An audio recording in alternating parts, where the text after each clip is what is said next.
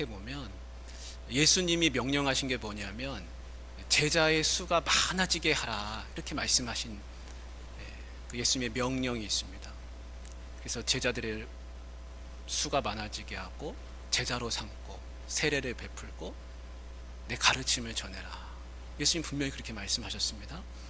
그 제자들은, 사도들은 그 제자의 수가 가능하면 많아지게끔 하는데 굉장히 집중을 많이 했습니다. 그래서 어딜 가든지 복음을 전하고 또 성령의 역사가 일어나게 되고, 그래서 28장 19절에 보면 그러므로 너희는 가서 모든 민족을 제자로 삼아 이렇게 말씀하셨거든요. 마태복음에. 그 사도행전 2장 41절에 보면 이런 말씀들이 점점 실현되는 겁니다. 제가 읽어드리겠습니다. 그 말을 받은 사람들이 세례를 받으며 이날의 신도의 수가 3천이나 더하더라. 그런 말씀이 나옵니다. 그러니까 베드로의 설교를 듣고 3천 명이나 회개하고 하나님 앞으로 돌아오게 됐습니다. 그럼 얼마나 놀랍고 기쁘고 예수님이 명령하신 거 그대로 일어나지 않았습니까? 사도행전 4장 4절에도요. 말씀을 들은 사람 중에 믿는 자가 많으니 남자의 수가 약 5천이나 되었더라. 그러니까 숫자가 계속해서 늘어납니다. 사도행전 5장 14절에도요. 믿고 주께로 나아온 자가 더 많으니 남녀의 큰 무리더라.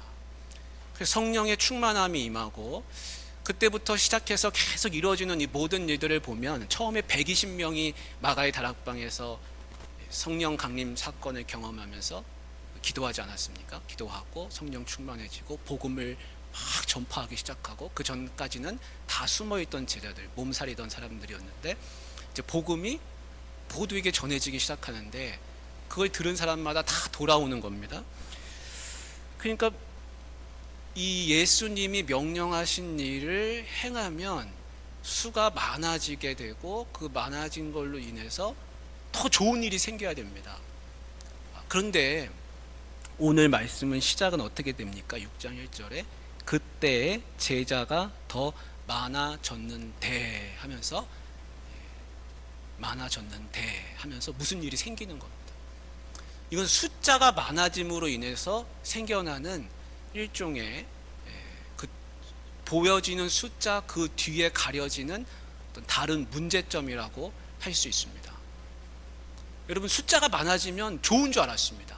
모두가 다 예수님 앞으로 돌아오면 다 잘 되는 줄 알았습니다. 근데 그게 아니라는 겁니다. 무슨 일이 생겨납니까?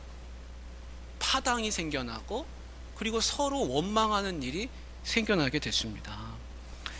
여러분, 숫자의 성장은 교회한테 굉장히 중요합니다. 숫자가 성장해야 사람들이 생각할 때 교회가 살아있다, 역동적이다, 여러 가지 생각을 하게 됩니다. 숫자의 성장도 굉장히 중요합니다.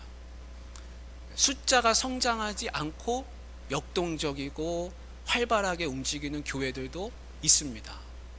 근데 대체로 보면 역동적이고 활발하게 사역을 잘 감당하면 자연스럽게 숫자의 성장도 또 일어나게 됩니다. 그게 모든 걸 다 말해주진 않습니다. 그러나 숫자의 성장이 초대교회 때 분명히 있었습니다. 자, 근데 숫자의 성장과 더불어서 한 가지 필요한 게 있습니다. 그게 뭐냐면 성숙이라는 겁니다. 성숙. 성숙은 숫자로 말해지는 게 아닙니다. 5명이 모이든 10명이 모이든 그들이 아주 성숙한 공동체일 수 있습니다. 근데 500명이 모이고 10,000명이 모여도 성숙하지 않을 수 있습니다. 그 성숙이 숫자하고 동일하게 여겨지지 않는다는 겁니다. 근데 이 초대교회의 이 숫자의 성공이라고 우리가 한번 표현해 보겠습니다. 이 성공 뒷면에 성숙이 그러면 그만큼 따라왔느냐? 그렇지 않더라는 겁니다. 근데 왜 그러면 성숙은 따라오지 못했을까요? 오늘 이제 말씀 속에서 그런 이유도 나오게 됩니다. 성숙하지 못하면 갈등이 생겨납니다. 문제가 나오게 됩니다. 그러면 갈등과 문제가 생겨날 때 하나님이 우리에게 이 숫자의 성공, 숫자의 성장을 분명히 주시지 않았습니까? 그러면 거기에 숫자가 늘어나면서 생기는 갈등, 문제, 먹거리도 누가 주시는 걸로 봐야 될까요? 그것도 하나님이 우리에게 풀어야 하는, 우리가 성숙함으로써 풀어야 하는 하나의 도전적인 과제로서 여기면 그것이 우리에게 득이 됩니다. 그런데 어떤 공동체는 숫자가 성장하면서 성숙이 따라오지 못해서 결국에는 그 문제와 갈등으로 인해서 그것이 다른 문제로 이어져서 그 공동체가 큰 어려움을 겪는 일들도 우리가 또 보게 됩니다. 그러니까 숫자의 성장과 더불어서 성숙도 필요하고, 이 성숙을 어떻게 이뤄내느냐에 따라서 이 성장이 좋은 성장이 되느냐 아니면 해가 되고 독이 되느냐, 이렇게 나눠질 수 있겠습니다. 이 초대교회의 문제는 뭐냐면, 사람들이 다 믿게 되니까 헬라파 유대인이 있고 히브리파 유대인들이 생겨나더라는 겁니다. 쉽게 얘기하면 이런 겁니다. 헬라파 유대인들은 이런 사람들이에요.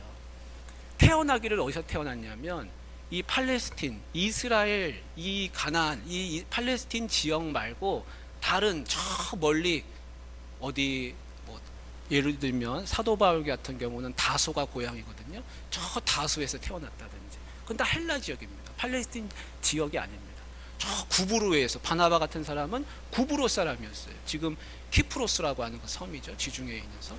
거기서 태어나기도 하고, 온갖 동네 지역 다 태어난 사람들이 있습니다. 근데 태어나기는 거기서 태어났지만 정체성은 뭡니까? 유대인이라고 하는 정체성이 있습니다. 왜냐하면 부모님이 하나님 믿는 유대인이니까요. 유대인 가정에서 태어났잖아요. 그런 사람들을 가리켜서 보통 디아스포라 유대인이라 합니다. 디아스포라 유대인. 그런 사람들은 뭐에 익숙하냐면 이 헬라 문화에 익숙합니다. 말도 헬라어를 씁니다. 그래서 바울이 헬라어를 잘해서 전도하러 다니지 않습니까? 헬라어에 익숙합니다. 그리스어에 익숙해요. 문화도 거기에. 근데 마음으로 동경하기는 어디를 늘 동경하고 사냐면 예루살렘을 동경하고 삽니다. 왜냐하면 유대인은 신앙으로 사는 사람들이지 않습니까? 그러니까 마음의 신앙으로 사는데 그 신앙은 정체성이 예루살렘에 있잖아요. 그러니까 사는기는 내가 여기서 태어나서 살지만, 이런 문화 속에 있지만, 그들끼리 모여서 회당에서 말씀을 듣기도 하고 그 문화 속으로, 율법으로 문화를 살아갑니다. 그러니까 조금 시간이 되면, 자기가 여력이 생기면 이 예루살렘을 이제 방문하게 됩니다. 순례자가 되는 거죠. 그래서 그 성령 강림 사건이 일어났을 때 복음을 접했던 많은 사람들이 예루살렘에 찾아왔던 디아스포라 유대인들이 많이 그 복음을 들었습니다. 그 복음을 듣고 예수님을 알게 되고, 그리고 내가 이 기독교 공동체에 지금 들어와 있습니다. 그럼 히브리파 유대인들은 어떤 사람들이냐면, 쉽게 얘기하면 그냥 여기서 태어난 사람들입니다. 여기서 태어난 사람들. 그러니까 어느 문화에 익숙합니까? 헬라 문화하고는 거리가 멀어요. 거기에 대한 관심도 없고 나는 여기서 딱 사는 겁니다. 그러니까 마음속에 뭐가 있냐면, 나는 원래 유대인이라, 나는 정통 유대인이라, 그 자부심이 있습니다. 외지에서 와서 있는 디아스포라 유대인을 바라볼 때는 조금 낮춰서 생각할 수도 있어요. 나는 여기서 태어났고 나는 좀 더 혈통적으로 그리고 문화적으로 모세의 율법에 더 가깝고, 이런 자부심이 있습니다. 근데 그 간극이라고 하는 게 우리가 생각할 때는 뭐 별거 아니라고 생각할 수 있는데, 여러분 이 문화의 장벽이라고 하는 것은 생각하는 것보다 굉장히 큽니다. 그 문화의 장벽에 부딪히면 이건 내가 뛰어넘을 수 없다라는 생각까지 하게 됩니다. 그건 이제 해외에 나가서 살아보면 느끼게 되는 그런 감정이라 할 수 있습니다. 근데 이 헬라파 유대인과 이 히브리파 유대인 사이에 그런 벽이 있습니다. 근데 오늘 말씀에 1절에 한번 잘 보십시오. 누가 구제에 빠지게 됩니까? 어떤 사람들이? 헬라파 유대인들이 자기의 과부들이 매일의 구제에 빠짐으로 이렇게 되어 있습니다. 그러니까 이 구제 사역이 일어나게 됐는데, 이 구제 사역이 굉장히 초대교회에서 중요한 사역입니다. 먹는 사역이거든요. 근데 누가 빠지게 됐습니까? 헬라파 유대인들이 빠지게 돼요. 다. 그 누구를 중심으로 돌아가고 있습니까? 지금 봉사가, 이 구제 사역이 히브리파 유대인들을 중심으로 지금 일어나고 있습니다. 왜 그랬을까요? 왜요? 그들이 더 다수이기도 하고 또 그들이 거기에 원래 살던 사람이기도 하고, 그리고 거기에서 같이 봉사했던 사람들이, 이 구제 사역을 감당하는 사람들이 자기 문화에 익숙한 사람을 우대하기도 하고 우선시하기도 하고 그렇습니다. 근데 이 사역이 얼마나 중요한 사역이었냐면 매일의 구제에 빠짐으로 이렇게 됐습니다. 이 사역은 어쩌다 한 번, 두 번 하는 사역이 아니라 매일매일 하는 사역입니다. 근데 여기서 나오는 구제라고 하는 게 쉽게 얘기하면 봉사입니다. 봉사.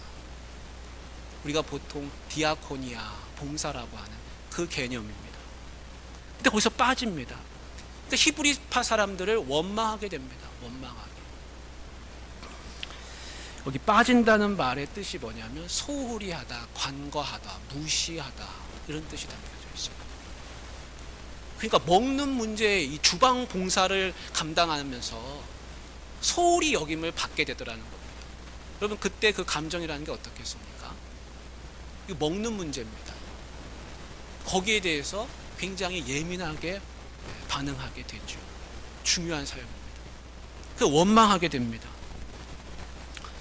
자, 여러분, 이렇게 이 교회 안에서 문제가 생겼을 때 지금 파도 다르고 그 사이에 문화의 장벽도 있고 한쪽은 다른 쪽을 원망하게 되고, 이런 문제가 생길 때 이 문제를 잘못 바라보고 잘못 풀면은 어떻게 되겠습니까?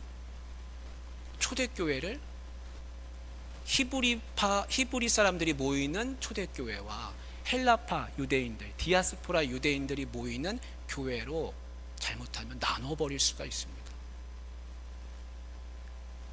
근데 하나님이 나누시는 걸 좋아하실까요? 어떤 분들은 이렇게 생각하는 경우가 있습니다. 교회를 분립시켰더니 그 교회가 잘 되더라. 아름다운 분립이 이루어지면 낳는 교회, 놓아주는 교회나 저쪽에 가서 생겨나는 교회나 아주 아름다운 교회가 될 수 있습니다. 와, 우리가 이렇게 새로운 교회를 분립시켰다. 우리가 이제 어머니 교회가 됐다. 자부심이 생겨요. 우리가 자녀를 출산하듯이 어머니 교회가 됐다. 우리가 성숙해야 그 일을 할 수 있거든요. 아무나 그걸 못합니다. 근데 싸워서 분립이 된다? 그럼 어떻게 되는 거죠? 싸워서 분립됐는데 나가서 보니까 저 교회가 잘 됐어요. 잘한 겁니까? 잘한 게 아니에요. 그 과정도 아름다워야지 결과가 좋다 그래서 과정을 정당화시킬 수 없습니다.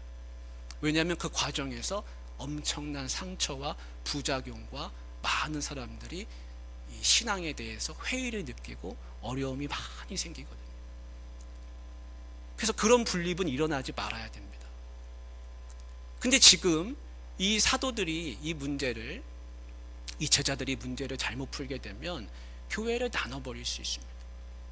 어떻게 하나 되게 하는가, 이것이 우리가 지금 이 문제를 풀어가면서 바라보아야 되는 그런 중요한 점이라 할 수 있습니다. 사도들이 제자들을 다 불렀습니다. 여기서 말하는 제자들이라고 하는 것은 이 누가복음이나 사도행전에서의 제자는 12제자의 좀 개념과 다릅니다. 제자를 좀 확대시키는 그런 성향이 있어요. 누가는. 예수 믿는 사람은 다 제자인 거예요. 우리 다 제자라고 보는 거죠. 사람들이 다 불러 모았습니다. 사도들이 그냥 자기들끼리 모여가지고 12사람이 모여서 이런 문제 이렇게 해결하자, 거기서 해결한 게 아니라 이거를 다 함께 풀자, 다 모았습니다. 그리고 어떻게 합니까? 자, 2절에 한번 보십시오. 자, 2절에 한번 잘 읽어보세요. 같이 한번 읽겠습니다. 시작. 12사도가 모든 제자를 불러 이르되 우리가 하나님의 말씀을 제쳐놓고 접대를 일삼는 것이 마땅하지 아니하니, 이렇게 말했습니다. 우리가는 누구를 말하고 있습니까? 사도들 자신들이죠. 그러니까 누구를 문제 삼고 있습니까? 지금 사도들이 우리가 우리가 잘못했다는 겁니다. 여러분, 한쪽에서는 다른 쪽을 비방했어요. 원망했습니다. 불평했습니다. 그 원망이라는 뜻의 본 뜻은 불평입니다. 근데 사도들은 이거는 우리가 접대를 일삼는 것이 잘못됐다. 여기서 말하는 접대라는 것은, 접대의 본 뜻은 식탁이라는 뜻이 있습니다. 우리가 구제사역을 우리가 잘못했다라는 겁니다. 여러분, 그 많은 사람들을 먹이고 주방봉사하는데 사도들 12명만 했겠습니까? 그건 아니죠. 사도들이 중심이 돼서 했다는 겁니다. 근데 사도들은 우리가 지금 잘못했다는 겁니다. 여러분, 이 문제를 잘못 삼아서 누가 그러면 잘못했느냐 라고 따지기 시작하면 이 문제는 굉장히 어려워질 수 있습니다. 근데 사도들의 문제를 풀어가는 방식은 뭐냐면, 우리 사도들이 책임을 감당하고 있다는 겁니다. 그래서 1차적인 책임은 누구한테 돌리냐? 바로 사도들이라는 겁니다. 나입니다. 다. 그 문제를 바라보는 관점은 누가 그럼 잘못했느냐가 아니라,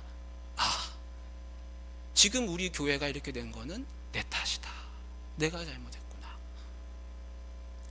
지도력이 있으면 있을수록, 권위가 주어지면 주어질수록 거기에 대해서 감당하는 그 느낌, 내가 잘못했구나. 그게 커야 됩니다.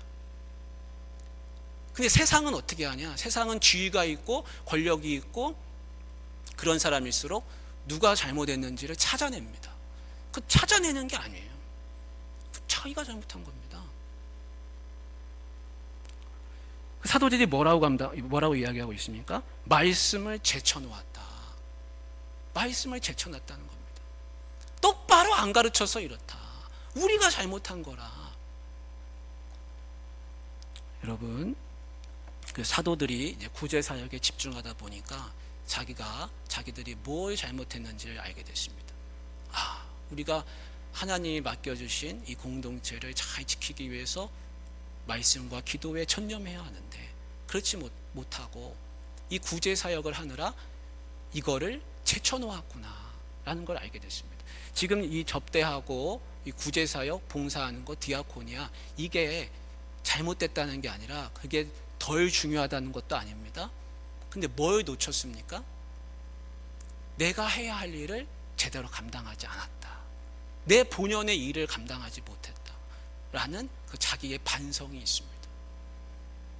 그래서 문제가 생기면 내가 뭘 도대체 잘못했을까 라는 생각을 먼저 해야지, 누가 잘못했나, 화살을 누구한테 돌려야 되나, 그래야 내가 화살 안 맞으니까.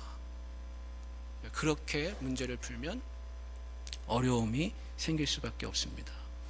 사도들이 이적을 일으키고 성령 충만하고 거기 있는 제자들 다 회개하고 주님 앞으로 온 사람들이고, 특별히 성령 충만한 사람들은 누굽니까? 사도들이죠. 사도들도 성령 충만하고 기적을 일으키고 온갖 일을 다 하지만 사도들이 완벽하지 않다는 겁니다. 그들도 허점이 있습니다. 그래서 이제 사도들이 어떻게 하냐면 3절에 보십시오. 형제들아, 너희 가운데서 성령과 지혜가 충만하여 칭찬받는 사람 7을 택하라. 우리가 이 일을 그들에게 맡기고, 이렇게 말씀합니다. 성령과 지혜가 충만한 사람, 칭찬받는 사람, 이렇게 이제 우리가 사람을 세우자, 이렇게 이야기하게 됐습니다. 그래서 이제 우리가 보통 이야기하는, 여기 우리가 읽은 말씀에 집사라는 말씀은 사실 없습니다. 집사라는 말은 직접적으로 나오진 않아요. 근데 우리가 이 7사람을 집사의 시초로 봅니다. 왜냐하면 디아코니아라는 말이 이제 봉사 아닙니까? 봉사, 구제, 봉사. 근데 이 일을 감당하는 사람을 이제 디아코노스, 이렇게 해서 그들이 이제 집사라는 직분을 얻게 됩니다. 그래서 보통 디콘이라고 하죠. 디콘. 집사라는 직분이 이제 생겨나는 겁니다. 그 사도들은 기도하는 일과 말씀 사역에 힘쓰고 이제 집사라는 직분을 세워서 봉사라는 일을 맡기게 되는 겁니다.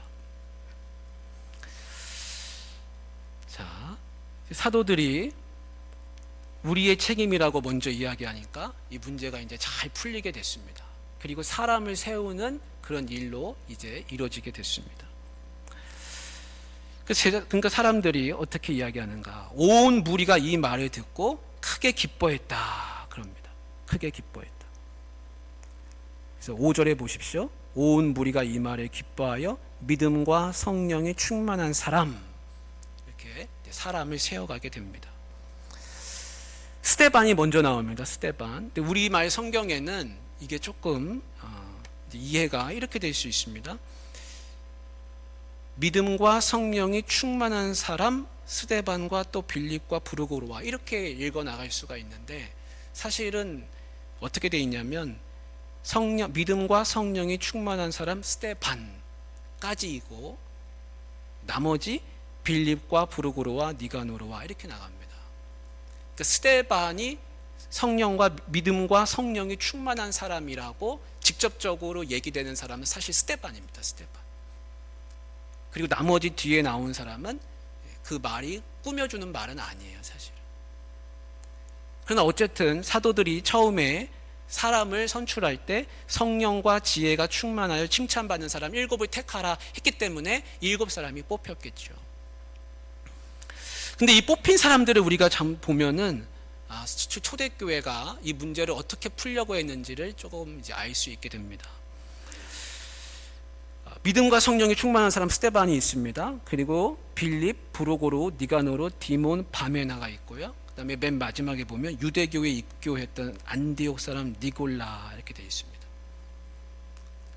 근데 여기서 뭘 알 수 있냐면 이 이름들이 다 헬라파 유대인들이 받아들일 수 있는 헬라식 이름이라는 겁니다. 이게 왜 중요하냐면 지금 원망하는 사람들이 누굽니까? 헬라파 사람들이 히브리파 사람들을 원망합니다. 그러니까 마음이 힘든 사람이 누굽니까? 헬라파 사람들이죠. 그리고 소외받았다고 생각하는 사람들, 우리가 구제에 빠져서 우리가 소홀히 여김을 받았다고 생각하는 사람들이 있어요. 이 사람들이 마음에 불평이 생기고 원망하게 됐는데 이 7 집사 선출된 사람들을 보면 다 헬라파 유대인 사람들이라는 겁니다. 우리가 그래서 사도들이 어떻게 문제를 풀었는가? 헬라파 유대인들을 적극적으로 도와줄 수 있는 사람, 그들과 문화의 장벽이 없고 그들과 함께 더불어서 그들의 마음을 어루만져 줄 수 있는 사람을 택했다라는 것을 알 수 있습니다. 그것이 그 공동체에서 뽑혔는데 히브리파 유대인들이 뽑을 때 우리는 우리 사람 뽑아야 됩니다, 히브리파 유대인들 중에서 뽑아야 됩니다 라고 주장한 게 아니라 헬라파 유대인들이 지금 힘들어하고 있으니까 저 사람들의 마음을 어루만져 줄 수 있는 사람이 우리한테 필요하구나 라고 서로 다 그렇게 공감을 했다는 겁니다. 여러분, 이 사람 뽑을 때도요, 잘못하면 지금 파당이 지어져 있기 때문에 이 사람 뽑으면서 더 어려움을 당하는 일이 생겨날 수 있습니다. 우리는 우리 사람 뽑아야지 이렇게 생각해 버릴 수가 있거든요. 그러면 문제가 어떻게 됩니까? 사람 뽑아서 문제가 해결되는 게 아니라 사람 뽑아서 문제를 더 악화시키는 거죠. 보통 단체나 사람들이 모여서 서로 파당이나 당을 짓게 되면 사람을 뽑을 때 엉뚱한 방향으로 뽑습니다. 사람을 뽑으면 문제가 해결돼야 되는데 사람 뽑고 문제가 심해지고 배가 산으로 가버리는 이상한 일들이 생겨납니다. 사람을 뽑았다는 건 문제를 해결하려고 하는 거고 그 공동체를 하나 되려고 하는 거 아닙니까? 왜냐하면 새로운 사람들이 생겨났으니까요. 그 세상적으로 문제를 풀면은 이상하게 갑니다. 근데 성령과 지혜가 충만하고 칭찬받는 사람을 우리가 뽑자, 이런 기준 하에 같이 함께 다 같이 뽑았는데 어떤 사람들을 뽑았는가? 소홀히 여김을 당하고 마음 아파하고 있는 사람들을 회복시켜 줄 수 있는 방안으로 사람을 세웠다라는 겁니다. 여러분, 우리가 사람을 세울 때도 이런 정신이 있어야 됩니다. 사람 뽑고 문제 악화시키고 마음에 오히려 상처받고 그런 방향으로 가면 안 됩니다. 그리고 뽑힌 사람 중에 한 사람은 어떤 사람이냐, 맨 마지막에 니골라라고 하는 사람이 있습니다. 니골라. 그 니골라라고 하는 사람 어떻게 표현되어 있습니까? 뭐라고 되어 있냐면 유대교에 입교했던 안디옥 사람 니골라 이렇게 되어 있거든요. 그러니까 이 니골라는 어떤 사람이냐면 디아스포라 유대인 중에서도 유대교에 입교했다는 말은 무슨 얘기냐면 그 전까지는 유대교가 아니었다는 뜻입니다. 그러니까 실제로는 다른 사람들은 태어날 때부터 유대인들이거든요. 근데 이 사람은 어떤 사람이냐면 전도받아 온 사람인 거예요. 그러니까 예수 믿은 지 얼마 안 된 사람이란 뜻인 거죠. 하나님을 안 지 얼마 안 됐습니다. 근데 이런 사람도 초대교회는 뽑았습니다. 그러니까 새 가족이라 할지라도 칭찬받고 성령 충만하고 지혜로가 있으니까 배격하지 않고 뽑았다는 겁니다. 여러분, 그러니까 니골라 같은 사람이 한둘이겠습니까? 입교한 사람, 전도받아 가지고 지금 이 공동체 안에 그 이전까지는 우상 섬기고 다른 신을 섬겼다가 하나님을 믿게 되고 예수님을 주로 영접한 사람들이 분명히 많이 있었을 겁니다. 근데 그런 사람들도 하나가 될 수 있는, 우리들도 저렇게 칭찬받고 지도자가 되는구나, 그런 마음을 얻게 되는 것이죠. 그래서 사람을 세울 때 그냥 인간적으로 세우지 않고 정말 교회가 하나 될 수 있는 방향으로 사람을 잘 세웠다는 것을 우리가 알 수 있게 됩니다. 사랑하는 우리 귀한 성도님들, 우리가 사람을 세울 때 이런 역사가 일어나길 원합니다. 사도들이 그들을 위해서 기도하고 이제 안수하게 됐습니다. 자, 그 결과 어떻습니까? 7절에 한번 보겠습니다. 7절 한번 같이 읽습니다. 시작. 하나님의 말씀이 점점 왕성하여 예루살렘에 있는 제자의 수가 더 심히 많아지고 허다한 제사장의 무리도 이 도에 복종하니라. 아멘. 이 도라고 하는 거는 믿음을 말해요. 믿음. 이 제사장들도 예수님을 믿게 됐다. 그러니까 공동체가 얼마나 아름다워진 겁니까? 공동체가 점점 더 말씀이 흥왕하게 됐습니다. 예를 들면 세례 요한의 아버지는 사가랴인데 사가랴가 제사장이잖아요, 그렇죠? 근데 학자들에 의하면 그 당시에 제사장의 직분을 갖고 있는 사람이 어림잡아서 한 8,000명 됐다 그럽니다. 8,000명. 대제사장은 대제사장이고 제사장으로서 그 혈통이 이어지는 사람이 한 8,000명 정도 됐다 그래요. 근데 그런 사람들 중에서도 예수님 앞으로 다 돌아오게 되는 겁니다. 그러니까 초대교회의 역사가 우리에게 말해주는 것은 뭐냐면 갈등을 극복하고 나니까 하나님의 말씀이 더 많은 사람들에게 전해지더라는 겁니다. 사랑하는 우리 성도님들, 교회가 문제 없는 곳은 없습니다. 그래서 어떤 사람이 그랬다잖아요. 목사님한테 와서 내가 교회를 하나 정하고 싶은데 내가 문제 없는 그런 교회를 날 좀 소개시켜달라고. 근데 내가 그 교회 찾았다고. 나 그 교회를 가고 싶다고. 그 목사님이 그랬다잖아요. 너 가지 말라고.